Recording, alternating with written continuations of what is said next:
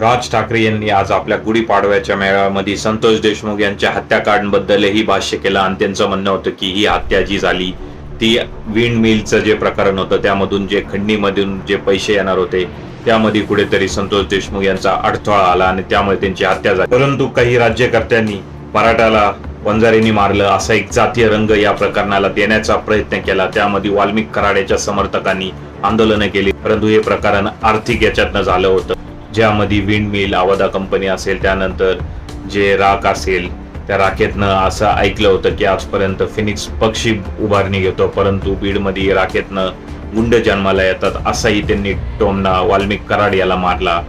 महाराष्ट्रामध्ये काही झालं तरी येथील जनतेला एक जातीय ध्रुवीकरणामध्ये गुंतून ठेवायचं आणि आपली राजकीय पोळी भाजून घ्यायची असाच प्रयत्न सध्या महाराष्ट्रातील राज्यकर्ते करत आहे असंही राज ठाकरे यांनी ठणकावून सांगितलं।